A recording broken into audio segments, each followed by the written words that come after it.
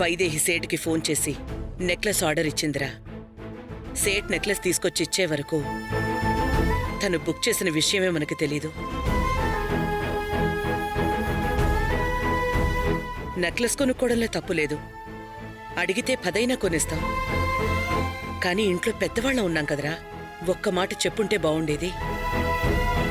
అమ్మా, వైదేహి నిజంగా అంత పని చేసిందా? ప్రేమించావు కదరా, అంత సులువుగా నమ్మలేవు. అలాగే నువ్వు ప్రేమించావు కాబట్టే ఏం చేసినా నువ్వు ఏమీ అనలేవు. ఎవ్వర్నీ ఏమీ అన్నివ్వవనే నమ్మకంతో ఎవ్వరికీ చెప్పకుండా కొనేసింది.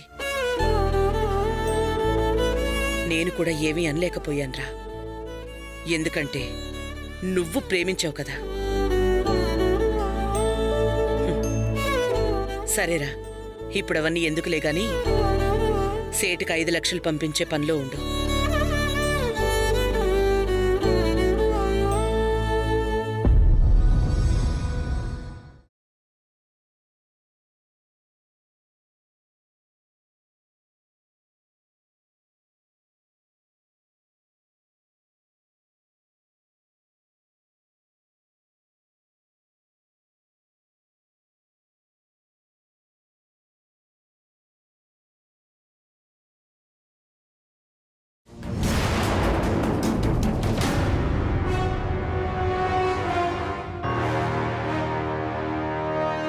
చూసారా ఎలా ఉంది?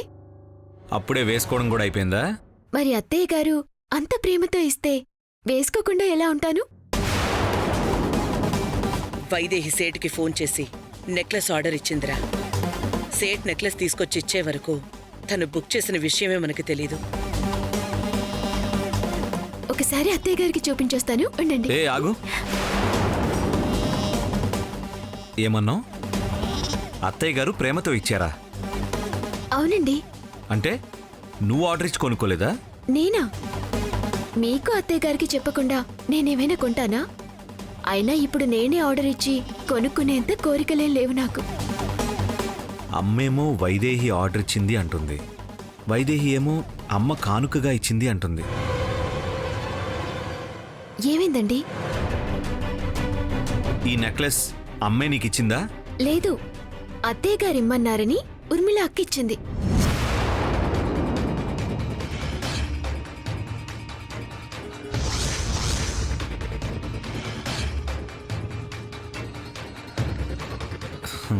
ఇక్కడ తేడా వచ్చింది.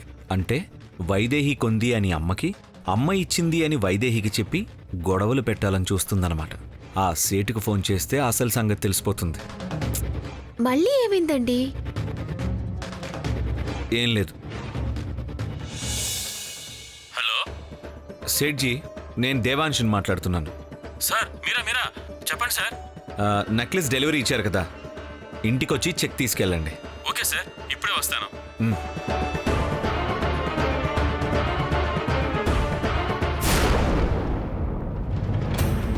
సార్ సార్ సార్ మీరు చెక్ తీసుకోవడానికి రమ్మని సేటుకు ఫోన్ చేశారు కదా సార్. ఓ మీరా? సేటే వస్తానన్నారు కదా. వేరే పనిలో బిజీగా ఉన్నారు సార్, అందుకే నన్ను పంపించారు. సరే, ఒక్క నిమిషం వెయిట్ చేయండి. Okay sir. అమ్మా ఇందు, వైదేహి. ఏంటి నాన్న? వైదేహి నెక్లెస్ తీసుకుంది కదమ్మా, ఆ చెక్ కలెక్ట్ చేసుకోవడానికి వచ్చారు. అందరం కలిసిద్దామని. దీనికి అందరం ఎందుకు మనవడా? ఉండాలి ఇందు.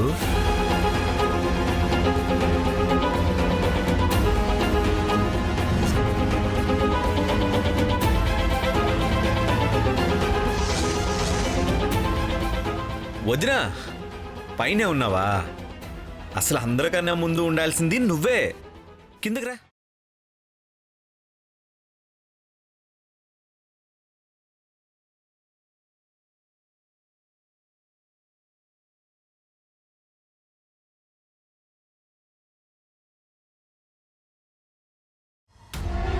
ఏంటి ఓవర్ యాక్షన్ చేస్తున్నాడు? దేని గురించి అయ్యుంటుంది?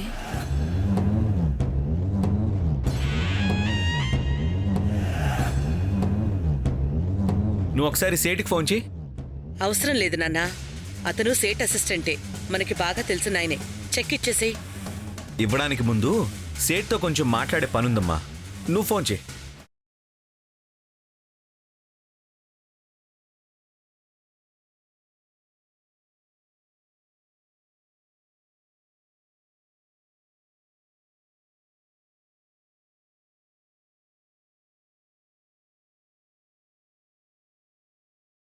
హలో, సేట్జీ, నేను దేవాంష్ని.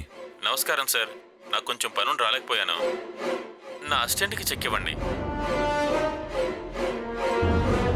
సేట్కి ఎందుకు ఫోన్ చేశాడు అసలు వీడు? అలాగే సేట్జీ, ఒక చిన్న క్లారిఫికేషన్. మీకు ఫోన్ చేసి నెక్లెస్ ఆర్డర్ ఇచ్చింది ఎవరు? చిన్న కోళ్ళని చెప్పారు. అంటే మీ భార్య గారేగా.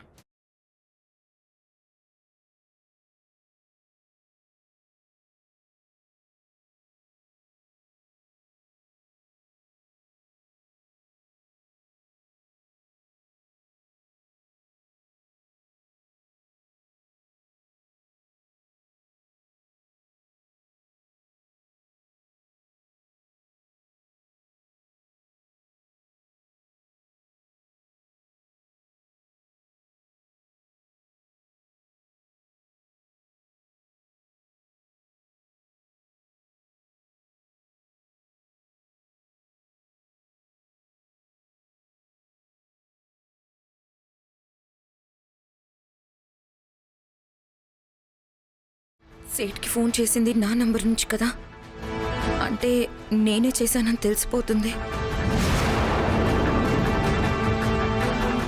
ఎందుకు నాన్న ఇదంతా? ఒక్క నిమిషం ఓపిక పట్టమ్మా.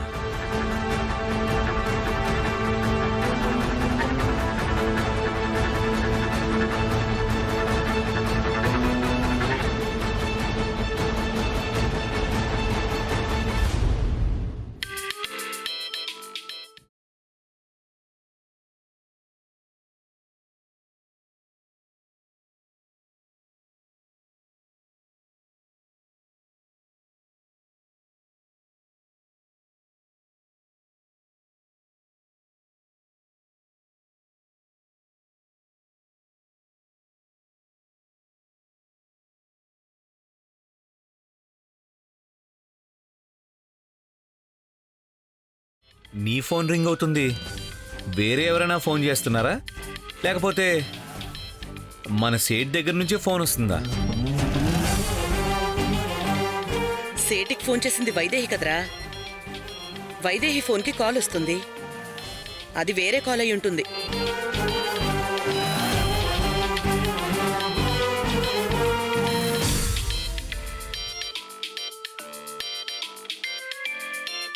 హలో సార్, సేట్జీ, మీకు నెక్లెస్ ఆర్డర్ ఇచ్చింది ఈ నెంబర్ నుంచే కదా?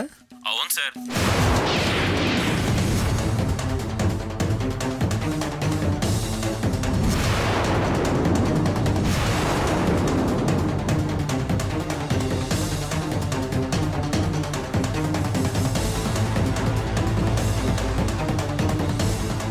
థ్యాంక్స్ సేట్జీ. Okay sir.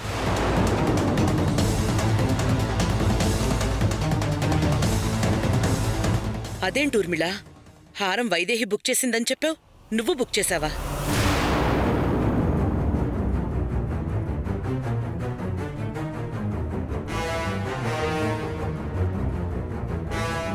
ఇప్పుడు అర్థమైంది కదమ్మా, వైదేహి చెప్పకుండా ఇలాంటి పని చేయదని.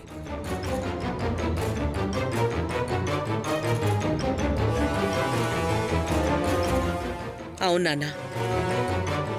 ఏంటి ఊర్మిళ ఇది? నీ వల్ల అనవసరంగా వైదేహిని తప్పుగా అర్థం చేసుకున్నాను.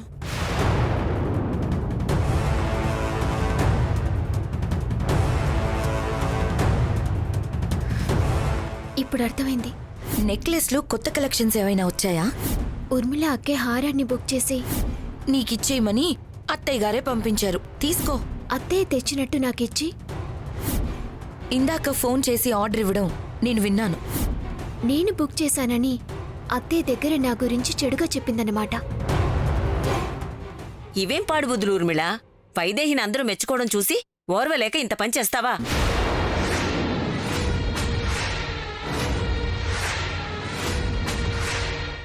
ఇలాంటి పని చేయకపోతే ఆశ్చర్యపోవాలి కానీ చేస్తే ఆశ్చర్యమే ఉంది నాన్నమ్మా. ఛ! అడ్డంగా బుక్ అయిపోయాను. అయినా బుద్ధి లేకుండా నా ఫోన్ నుంచి ఎందుకు చేయాలి?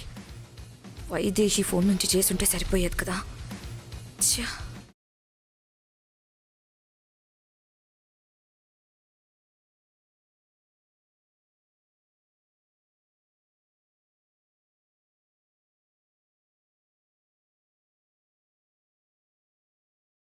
ఎందుకు ఊర్మిళ మారవా నువ్వు? అత్తయ్య, అక్కనేమీ అనకండి. ఇందులో అక్క తప్పేమీ లేదు.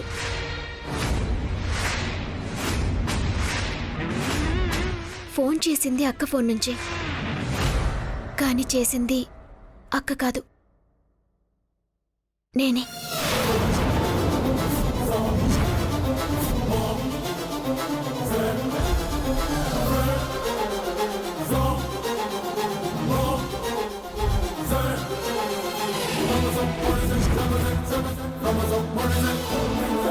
ఇదేంటి దీన్ని ఎత్తి మీద వేసుకుంటుంది?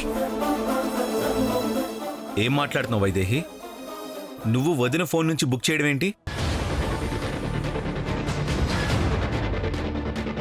అదంతా తర్వాత చెప్తాను. ఫోన్ చేసింది మాత్రం నేనే.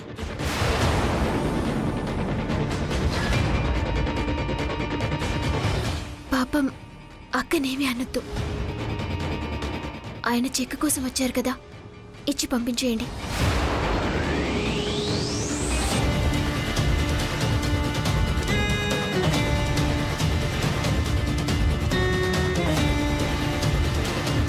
వస్తాను సార్.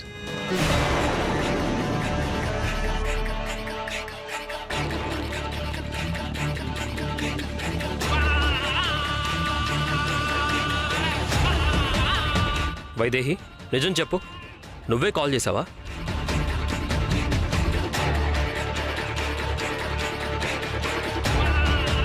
చెప్తోంది కదరా, చెయ్యకుండా ఊరికే ఎవరైనా నిందలు ఎందుకు వేసుకుంటారా?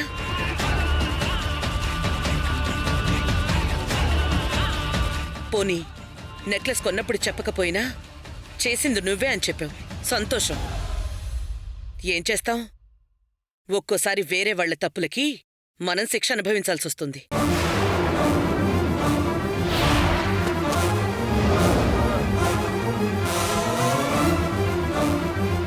ఏమండి, ఎందుకిది? నేను చేసిన దాన్ని దాని మీద వేసుకుంది. నేను దానికి చేసిన దానికి నన్నే తిరిగి బుక్ చేసి ఉండొచ్చు కదా.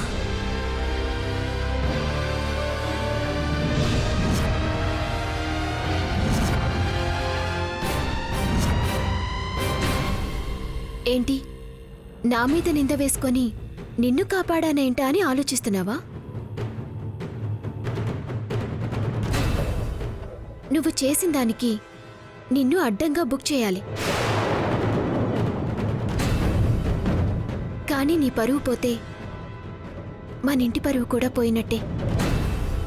బయటి వాళ్ళ ముందు మన ఇంటి పరువు పోవటం నాకిష్టం లేదు. అందుకే నా మీద వేసుకున్నాను. అంతకుముందు పనివాడి విషయంలో కూడా ఇలాగే చేశావు. అత్తయ్య నన్ను తిట్లు తిడితే నీకేం వస్తుందక్కా? ఓ, నన్ను అందరూ మంచిది అని అనటం తట్టుకోలేకపోతున్నావా? దానికోసం కష్టపడి ఇవన్నీ ప్లాన్ చేయాల్సిన అవసరం లేదక్కా. నువ్వు బావుంటే చాలు. చిన్న కోడలే అనుకున్నా పెద్ద కోడలు కూడా మంచిది అనుకుంటారు. ఈసారికి ఏదో అని క్షమించేశాను. ఇంకొకసారి మళ్ళీ ఇలాంటి తప్పేదైనా చేస్తే ఈసారి ఇంటి పరువు పోకుండానే నీకు ఎలా బుద్ధి చెప్పాలో ఆలోచిస్తాను.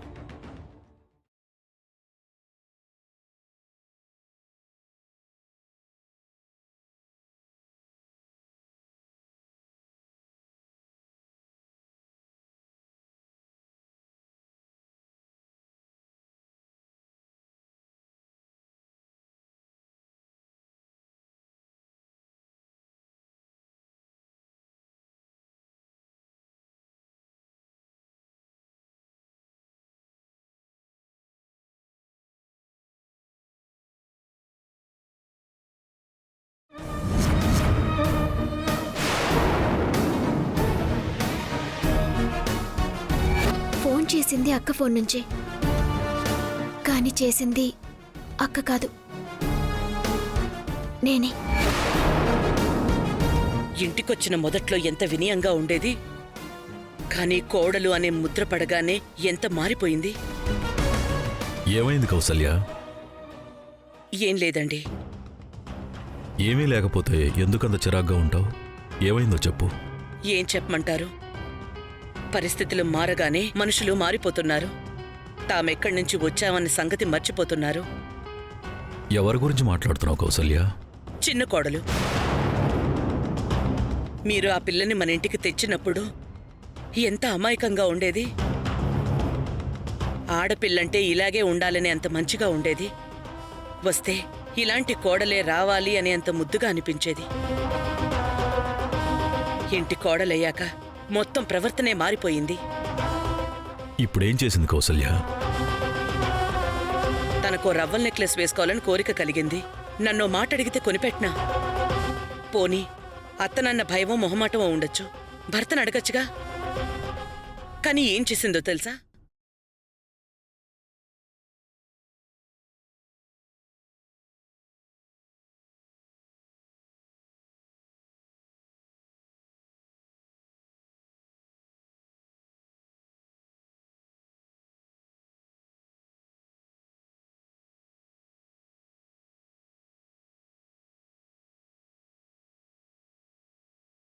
అయితే నీది కూడా మా బతికే అన్నమాట.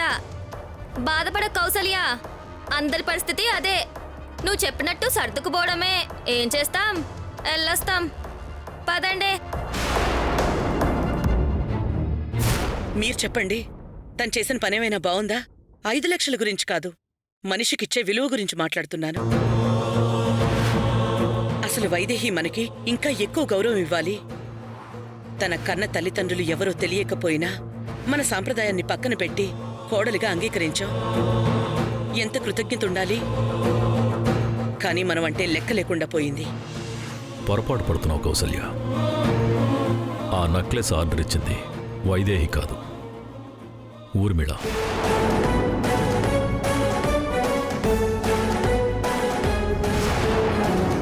ఊర్మిళ ఏంటండి?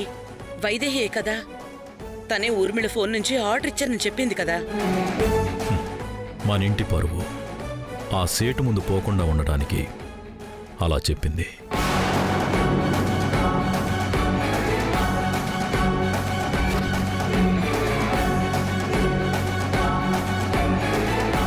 కానీ నీ పరువు పోతే మన ఇంటి పరువు కూడా పోయినట్టే.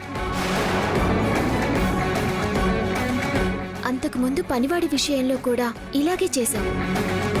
అత్తయ్య నన్ను తిట్లు తిడితే నీకే వస్తుందక్కా.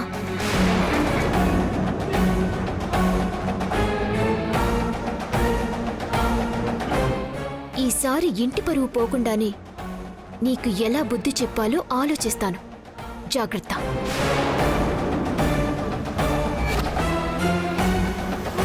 అయినా వైదేహి ఎంత మంచిదో నీకు తెలుసు. నీ పెద్ద కోడలు బుద్ధేంటో కూడా నీకు తెలుసు. అయినా తను చెప్పింది నిజమని ఎలా నమ్మేశావు? నాకెందుకో వైదేహిని నువ్వు కోడలుగా అంగీకరించలేకపోతున్నావు అనిపిస్తోంది. అందుకే తన గురించి ఎవరు చెడుగా చెప్పినా నిజానిజాలేంటో తెలుసుకోకుండా నమ్మేస్తున్నావు. అదే కారణం కావచ్చు. అలా అనిపించటంలో తప్పే ఉంది చెప్పండి. మన ఆచారాలు సంప్రదాయాలు అన్నింటినీ కాదని కొడుకు ప్రేమించాడు అని, ఇదివరకే వాళ్ళకి పెళ్ళి అయిపోయిందని కోడలిగా అంగీకరించిన ఏదో తెలియని వెలితి.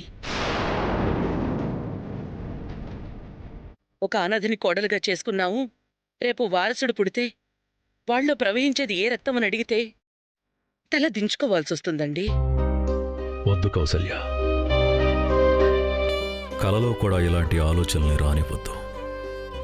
గతంలో చేసిన పొరపాటు పునరావృతం చెయ్యొద్దు.